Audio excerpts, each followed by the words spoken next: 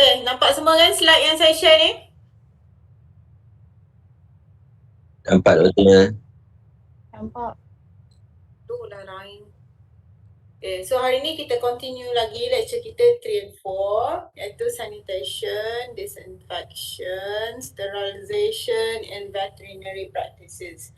So at the end of this lecture, I hope you semua boleh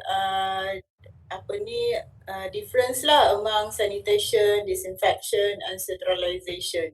So ni adalah 3 benda yang berbeza lah.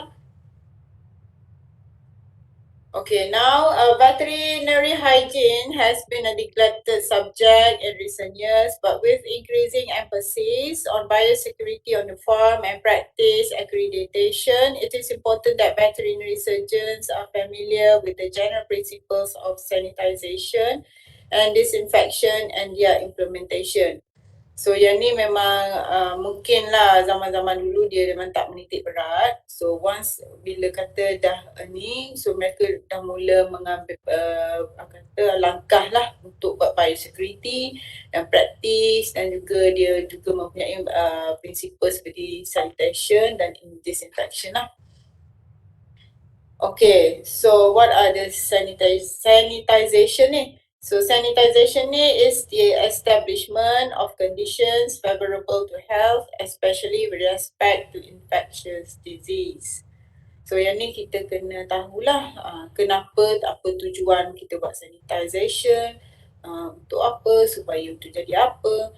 So ni it is include the disposal of infective materials, contoh carcasses, excreta, general cleaning to make the application of disinfectant effective, isolation of infected animals, and improvement of hygiene and ventilation. Kebiasaannya kalau sanitization ni kita akan buat pada kalau sekiranya berlaku disease outbreak ataupun zoonotic disease. Zoonotic disease tu infectious disease lah. So kalau untuk penyakit-penyakit yang biasa, so kita tak akan buatlah sanitization ni. Sebab sanitization ni kata dia memerlukan chemical yang spesifik dan cara yang spesifik lah untuk buat. Dan juga untuk mengelakkan dia daripada jangkitan pada haiwan yang lain lah. Okay, ni adalah biosecurity and sanitation practices in livestock farm. Kalau you all boleh tengok gambar yang paling atas, ni adalah tempat milking. Okay, ni milking untuk dairy cow. So kalau korang tengok dia yang yang female worker ni, dia wash semua ni dekat milking parlour ni. So biasanya every time milking period, so memang kena bersih. So kita memang tak boleh lah kata tak apalah sebab milking 2 kali, pagi dengan petang. Petang lah baru basuh, pagi tak basuh lah. Kata sebab nanti petang nak guna balik. Oh tak boleh ya macam tu. Sebab itu boleh menyebabkan bakteria merebak. Lepas tu yang kedua, dia boleh menyebabkan jangkitan penyakit lah. In case kalau ada salah seekor lembu yang ada penyakit tu dan kita tak basuh dengan bersih, kita cuci dengan bersih, so memang dia akan berjangkit lah pada yang lain.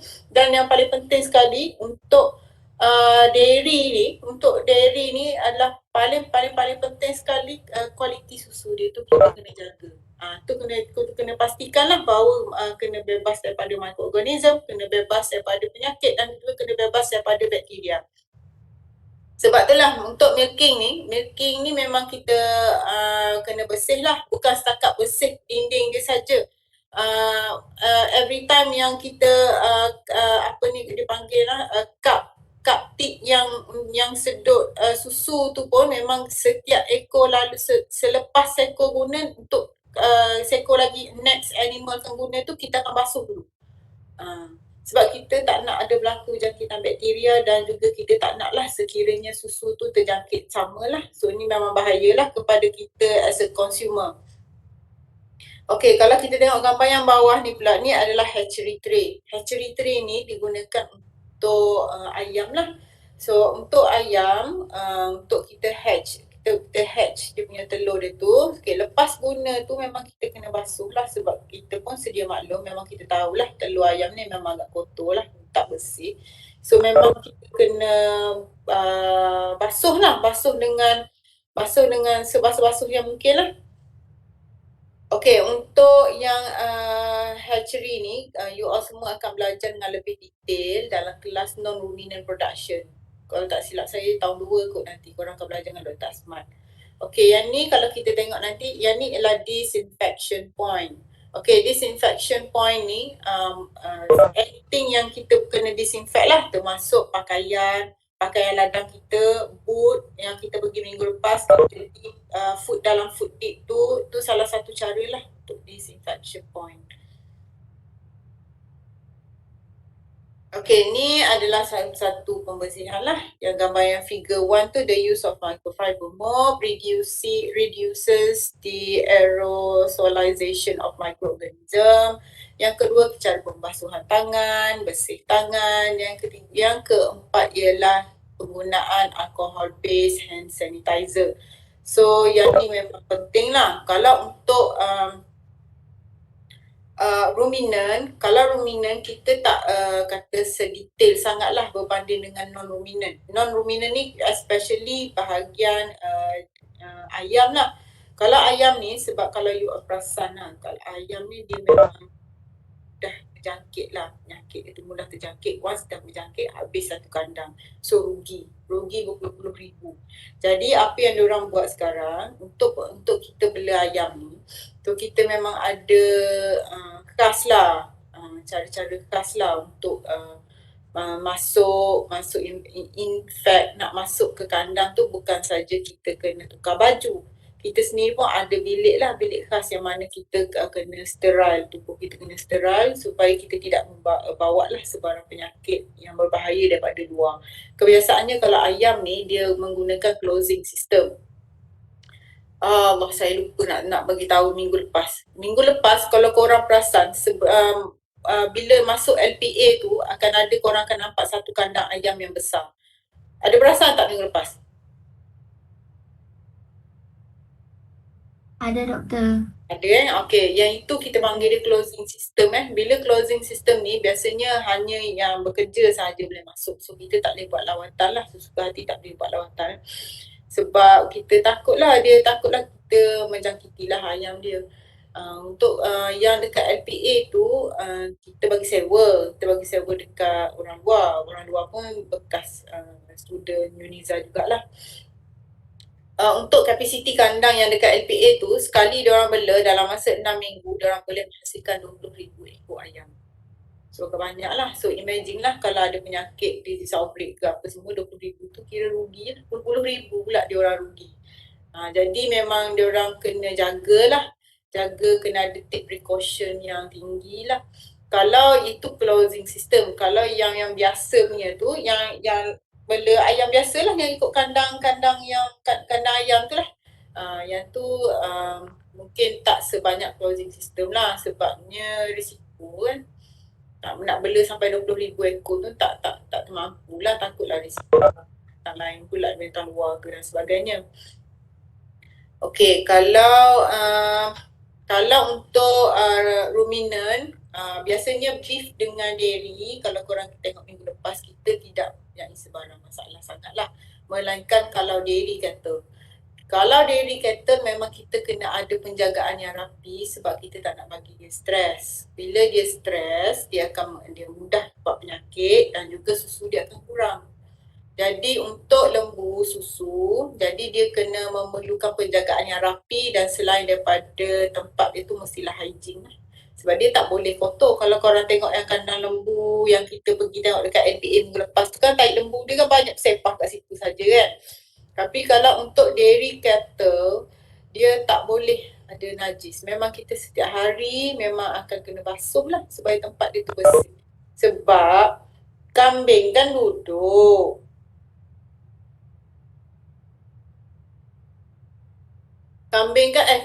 Lembu kan dia duduk. So kalau ada najis kat situ, pada masa yang sama dia duduk kat situ, dia baring kat situ, lepas tu besoknya kita nak perah susu dia pula. Kalau lah berlakunya, kata of course lah tik dia tu akan kotor. Bila tik dia kotor, kita takutlah susu yang dihasilkan tu akan contaminate lah. So sebab itulah salah satu kata praktis yang kena berbuat untuk bela lembu susu tu memang ke tempat dia kena bersih. Selain daripada kita kena bersih milking parlour, kita juga kena bersihkan dia punya tempat cow shed dia. Okay, now kita move kepada disinfection. Disinfection is the removal and destruction or inactivation of microorganisms by way of physical or chemical means. Disinfectants are often the subject of legislation and orders relating to specific diseases, and approved products must have passed rigorous testing on the basis of European standard and protocol. Yang ni memang kita kena ikutlah cara dan spesifik ni. Biasanya disinfectant ni dia ada certain disinfectant ni akan works untuk specific disease. So dia bukan one for all, bukanlah. So dia adalah function dia dan kandungan disinfectant juga berbeza lah. Ni kita buat disinfectant. Okay, bila nak buat disinfectant ni, adakah kita buat once per year, twice per year? Tidak ya, disinfectant ni hanya kita akan buat sekiranya berlaku outbreak disease ataupun zoonotic disease. Kalau korang perasan yang baru-baru ni, yang kan ada dalam paper dia keluar cerita pasal demam babi daripada Afrika tu kan. Okay, yang itu membahayalah sebab dia boleh membawa jangkitan lah. Biasanya kalau zoonotic disease ni memang kita akan quarantine animal tu. Demam babi ni memang khas untuk babi sajalah.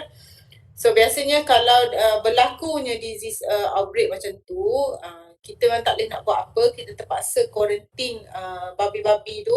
Walaupun seekor saja yang kena tapi yang lain tak kena, tapi kita dah memang tak boleh, tak ada cara lah. Kita memang kena quarantine semua dan kita kena dispose lah. Maksudnya kita kena matikan lah binatang tu dan tanam. Dia tak boleh buang sebab kita takut dia kejangkit kat kita. Lepas daripada kita matikan, remove animal tu, baru kita buat disinfectant.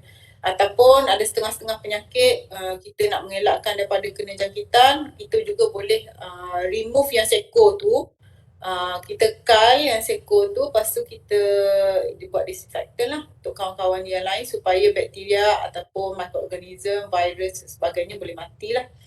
Okay. Biasanya kalau zoonotic disease ataupun outbreak disease memang agak kerugian yang sangat besar lah kepada farmer. So memang diorang kalau boleh dia tak nak berlaku lah jangkitan macam ni. Okay, kalau kita tengok gambar yang sebelah kiri atas tu adalah diorang buat disinfectant dekat kandang babi. Okay, kalau lembu pula biasanya kita akan buat disinfectant untuk penyakit seperti Brucella, HMD dan sebagainya lah. So supaya penyakit ni tidak merebak lah kepada kawan-kawan dia yang lain. Okay, selain daripada itu juga, kita juga buat disinfectant pada kandang ayam. Yang cover hijau tu kandang ayam biasanya disease macam bird flu. Bird flu juga pernah berlaku So biasanya kita akan buat kita akan quarantine lah. Bila dah berlaku bird flu memang kita bunuh semua lah. Tak lah. Rugilah. Okay, selain daripada itu, kalau untuk large ruminant, kalau korang pernah dengar satu ketika dulu yang ada budak yang anak pakcik Kamis tu yang ada kerbau tu, yang kerbau dia berpuluh-puluh ekor mati tu. Kerbau dia tu sakit hemorrhagic septicemia ataupun dalam bahasa Melayu dia hawar berdarah. So yang ni, penyakit macam ni disebabkan oleh bakteria lah. Penyakit macam ni dia memakan organ dalaman dia. So dia kata berlaku sangat pantas lah. Dia esok mati. Sekor berpuluh ekor mati. Beratus ribu rugi. So biasanya kalau jadi macam tu memang kita tak nak satu, kita kena buat treatment lah secepat mungkin. Yang kedua dan kita kena pastikan kita kena sanitize lah dia punya tempat ni supaya tidak berlaku jangkitan pada yang lain. Okey, selain daripada itu, gambar yang bawah sebelah kanan tu korang boleh tengok, selain daripada kita menggunakan kata tenaga kerja, kita juga boleh buat secara lekat kat dinding je lah.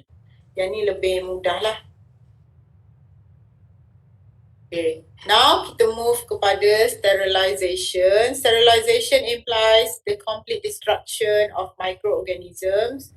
Many different types of antimicrobial agents are available, serving a variety of purposes, but not all are used in the field of veterinary disinfection. In veterinary practice, chemical agents provide the most widespread means of disinfection, though physical methods are also used in the surgery. So kena bezalah ni dengan tadi. So ni now kita masuk pada sterilization pula. So biasanya sterilization ni kita akan buat kepada surgery tools sajalah, surgical tools lah. Okay, other terms untuk sterilization, a physical or chemical process that completely destroys or removes all microbial life, including spores. Disinfection, it is killing or removing of harmful microorganisms. Okay, now kita move kepada antiseptic. Antiseptic ni ialah produk that destroy or inhibits growth of microorganisms in or on living tissues.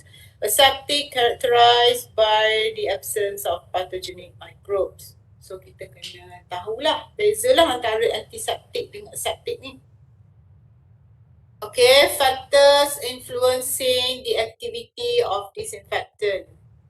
Okay, disinfectant ni is a chemical liquid that destroys bacteria. Antimicrobial agents that are applied to the surface of non-living objects to destroy microorganisms that are living on the objects. Disinfection does not necessarily kill all microorganisms, especially resistant bacterial spores. It is less effective than sterilization, which is an extreme physical and or chemical process that kill all types of life. Okay, so ni kita kena tahulah. Kita nak deal dengan what type of microorganism. So supaya kita tahulah disinfection ni works ke tak pada microorganism tu.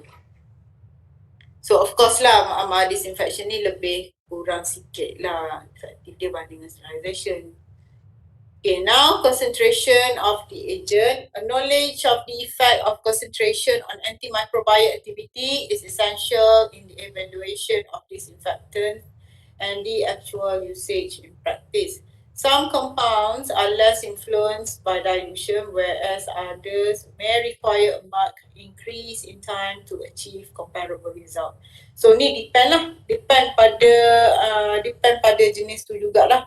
Ada yang okay dilute, ada yang kena tambah dilution dan sebagainya.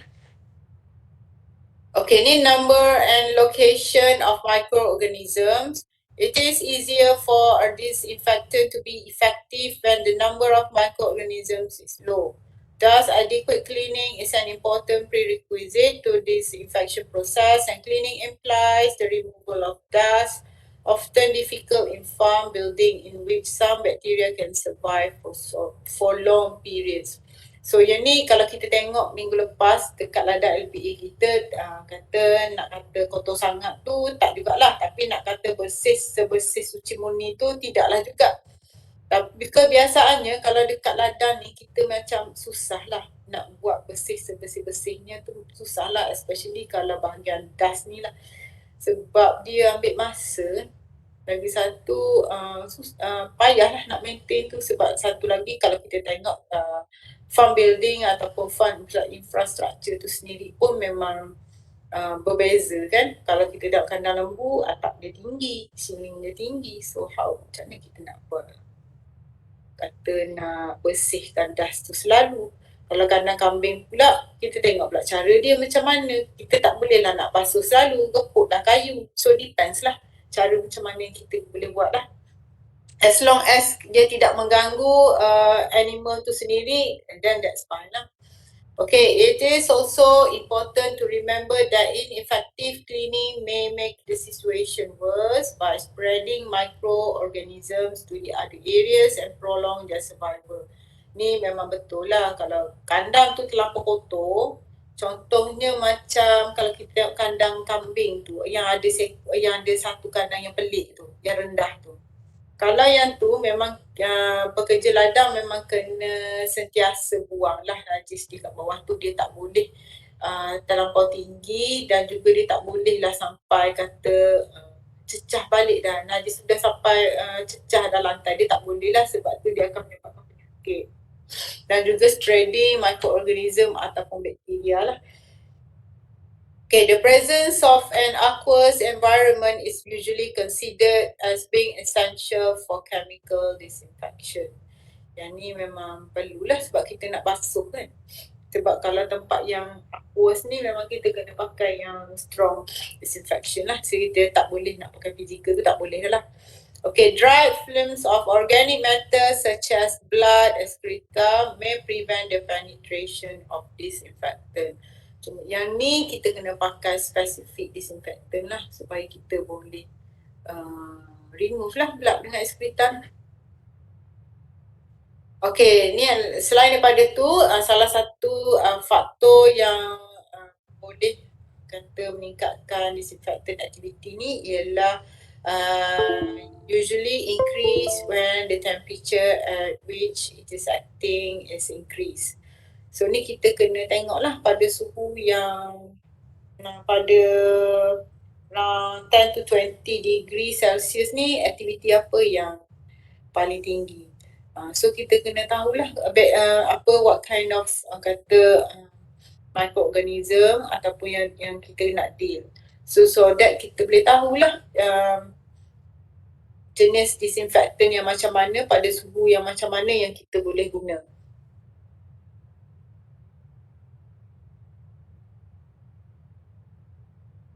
Okay, ni environment pH. pH can influence the activity of microbial agents in a number of ways. Some compounds, especially phenols, hypochlorites and iodine may show decreased activity as pH increases, whereas quaternary ammonium compound, acridines and glutaraldehyde may show an increased activity. So yang ni kita kena tahu jugalah. Okay, ni organic matter. Organic matter is one of the most important environment factors influencing the activity of disinfectants, though some compound, especially hypochlorites, are more affected than the others. Okay, ni pun salah satulah. Dan kemudian ialah water hardness. The activity of quaternary ammonium compounds and iodophores may be reduced on dilution with hard water. So yang ni biasanya kalau kita guna hard water organic matter ni, kita tak guna yang pada practice yang biasa ataupun veterinary practice ataupun animal practice. Bukan. Yang ni yang dah very specific punya case baru kita akan guna. Sebab untuk dapatkan hard water ataupun high mineral content ni agak susah sebenarnya. So dia bukanlah simply nak pakai air tu, bukanlah. Okay, now kita move kepada type of organisms. Different microorganisms pose different problems in relation to their sensitivity to disinfectants. Okay, ni kita boleh tengok bila few disinfectants or sporicides and problem have been encountered when disinfecting transmissible spongiform and encephalopathy contaminated material. So yang ni kita kena tahu jugalah.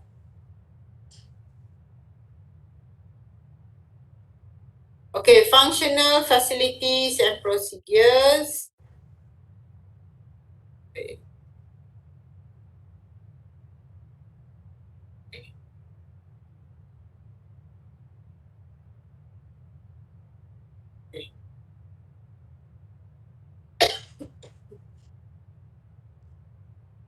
Okay, buildings and equipment should be adapted according to the procedures being carried out, and the floor walls should be of impervious or waterproof material that allow complete sanitization. In the surgery, separate room should be provided for clean and dirty procedures. So yang ni kita kena tahulah clean kat mana, dirty procedures kat mana. Biasanya kalau clean ni should be yang dah sanitize punya alat dan sebagainya lah. Kalau dirty procedures ni biasanya tengoklah kalau bahan buangan ke, pakaian yang kita pakai ke, itu dikira sebagai dirty juga lah. Okay, clean protective clothing should be provided for staff and worn at all times. Fan should be extracting and connected to a filter system. Both standard operating procedures and control substances hazardous to health requirements should be in place, and the monitoring of hygiene procedures and staff training on a regular basis is recommended. Yang ni perlulah, especially kalau pada dekat surgery operation ni memang kita kena follow lah. Okay, hard analysis critical control point principles are widely used in the food industry and abattoir and are worthwhile considering, especially during animal production and in veterinary hospitals. Having such procedures in place may be advantageous in cases of legislation. Okay, kalau yang ni memang kita kena follow betul-betul lah, ikut hazard analysis critical ni. Kalau yang untuk abattoir ni, korang akan pergi tengok masa tahun 2 nanti dengan kelas Dr. Faizal. Abattoir ni ialah tempat sembelihan so korang akan pergi melawat lah dekat tempat sembelihan. So korang akan tengok lah fasiliti, kegunaan dan instrumen yang ada kat sana. Okay, the choice of a particular substance is dependent on the surrounding circumstances and should be based on a careful risk assessment on the biological agent and the material to be disinfected. Some factors such as toxicity to animals and personnel, efficacy of the product and corrosive activity on fabric and equipment are important consideration, and as the cost and shelf life of the product and its stability. Okay, in the cases of notifiable diseases, reference to the appropriate legislation regarding to the choice of disinfection is necessary. It should be remembered that bacteria may develop resistance to some classes of disinfectant, and this is advisable to change disinfectant at interval. Bukan saja disinfectant, dia kita kena tukar, malah ada setengah-setengah ubat ataupun vaksin pun kita kena tukar pada tengoklah pada certain period lah, sebab kita takut dia akan jadi resistant lah. Bila dia jadi resistant, kita nak guna pun dah tak berfungsi dah lah, sebab dia dah kata antibody, dia dah develop antibody untuk ubat tu, vaksin tu ataupun disinfectant. Jadi kita tak boleh lah, kita kena tukar. Okay, disinfection may be achieved by physical and chemical means, though the former is more limited in the veterinary practice. Boiling or the usage of pressurized steam in the autoclave may be used in the veterinary surgery, though it should be remembered that boiling will not kill bacteria spore. UV light may be used in some areas, but it does not penetrate glass, and prolonged exposure may result in damage to the eye and skin. The chemical compounds may be used. So ni kita kena tengok lah. Kalau autoclave ni biasanya boiling tu boil lah. Boil je lah. Kalau autoclave ni kita pakai mesin lah, satu mesin khas untuk kill all the bacteria ataupun microorganism lah.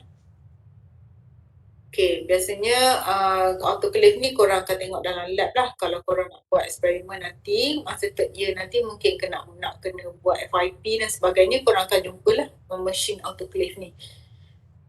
Okay, UV light ni tengoklah. Tapi biasanya kita tak pakai sangat lah UV light, sebab UV light ni bahaya. So dia depend lah pada certain case lah kita tengok. Okay, properties of an ideal disinfectant. Okay, ni adalah broad spectrum. Okay, should have a wide antimicrobial spectrum supaya kita boleh guna banyak lah untuk kegunaan. Okay, fast acting, should be produced a rapid kill, not affected by environmental factors, should be active in the presence of organic matter such as blood, sputum, feces, and compatible with soaps, detergents, and other chemicals encountered use. Non-toxic should be not harmful to the user or patient. So kita tak pakai lah benda-benda yang membahaya pada kita tu, biasanya kita kurang lah menjadi kegunaan yang utama. Biasanya kalau untuk yang biasa ni kita pakai untuk non-toxic je lah. Okay, surface compatibility should not corrode instruments and metallic surfaces and should not cause the deterioration of clothes, rubber, plastics and other material. So kita tak pakai lah yang jenis korosif ni. Okay, residual effect on treated surfaces should leave an antimicrobial film on the treated surface, easy to use with clear label direction. Odorless should have a pleasant odor or no odor to facilitate its routine use. Biasanya kita akan pakai yang tak berbau ataupun bau yang taklah ni sangat lah, kata taklah busuk sangat dan taklah wangi sangat macam lombok baju tu, bukanlah. Biasa-biasa je. So kalau korang perasan lah, kalau kita tengok yang cleaner tu kan, yang pakai ni macam-macam cleaner yang pakai tu, biasanya dia akan bau dia pun sedap bau je. Dia tidaklah busuk dan tidaklah bau dia tu terlalu strong. Tu contoh lah. So economical should not be prohibitively high in cost. Kalau mahal sangat kita tak mampu lah. Tak mampulah nak buat. So akhirnya kita tak buat. Bahaya juga. Solubility should be soluble in water. Stability should be stable in concentrate and used in dilution. Cleaner should have good cleaning properties. Environmentally friendly, should not damage the environment on the disposal. So ni adalah sterilization and disinfection. Ni adalah ciri-ciri lah, korang boleh tengok. Sterilization method, disinfection method. Okay, yang ni saya nak korang bacalah nanti. Okay, ni adalah method sterilization and disinfection. So dia ada 3. Dia ada chemical, dia ada physical, chemical dengan mechanical. So kalau physical tu terbagi kepada 2, heat dengan radiation.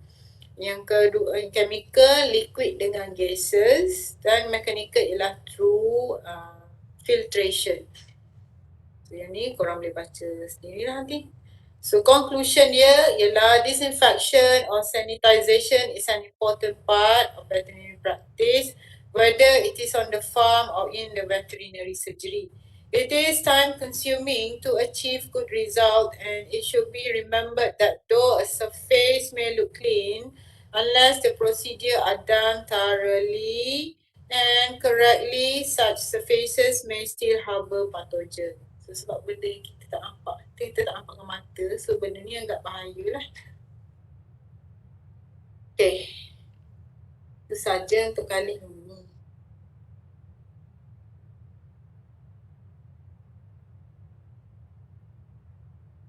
Minggu depan hari Selasa kita cuti. Hari Rabu sekejap ya.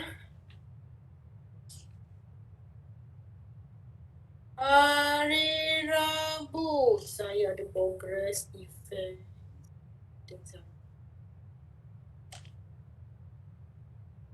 Rabu petang ada kelas tak? Tak ada doktor, hari Rabu datang je hari. Sorry doktor, kita orang yang siswa ada kelas petang. Apa dia? Siswa ada kelas petang tu. Puspa. Sispa. Sispa tu apa?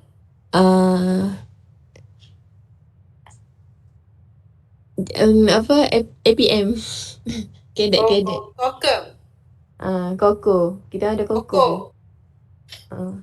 Hari apa yang tak ada kelas? Sebab hari Rabu pagi ni saya ada defense.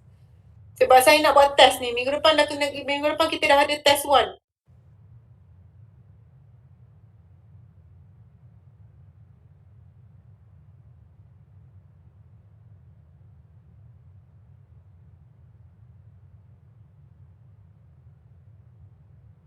Ada tak hari-hari yang korang free sikit? Khamis ke?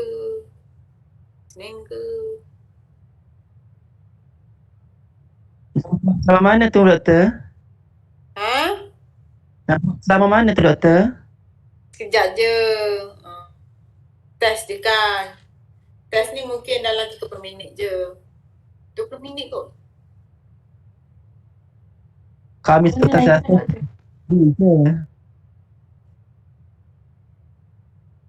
Online ke doktor? Saya prefer kalau boleh Okay. saya nak buat face to face. Kalau boleh lah.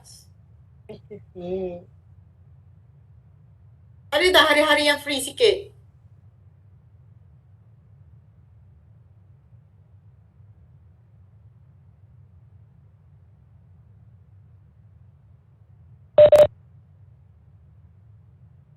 Apa dia? Ahad petang? Ahad saya ada lawatan. Saya yang tak free. Ada industri datang melawat. Saya kena tunjuk diorang. Hari Senin?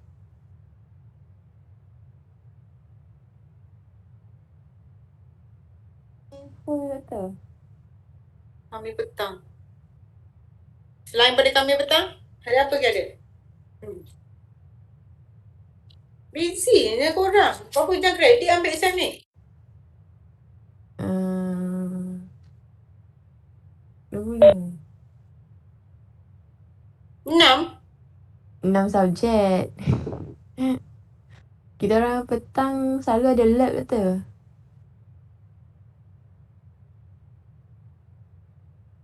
Khamis dengan Ahad je lah kan petang. Rabu tak boleh. Rabu kita orang ada kelas. Yang Koko. Rabu, betul lah Rabu pagi saya juga tak boleh.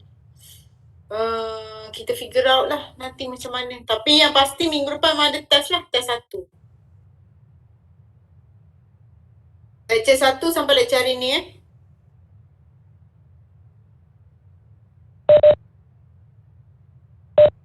So minggu depan kita tak ada lecture lah. So kita buat test. Betul. So kalau tak ada apa-apa, lab report. Field report masuk dalam kelip. Field report tu hantar seorang sudah nak wakil 1 bulan. Tak payah ramai-ramai lah.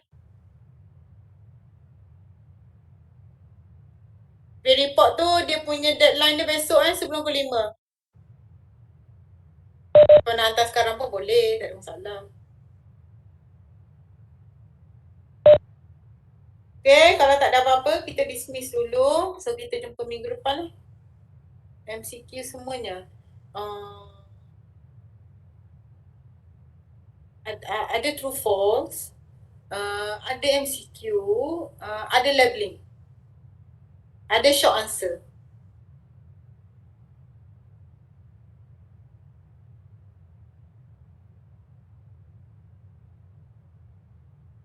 Saya dah bagi hint dah. Ya, masa sampai lecture hari ni. So, kalau tak ada apa-apa, kita jumpa minggu depan lah. Assalamualaikum. Terima kasih. Bye. Waalaikumsalam doktor. Thank you doktor. Thank you doktor.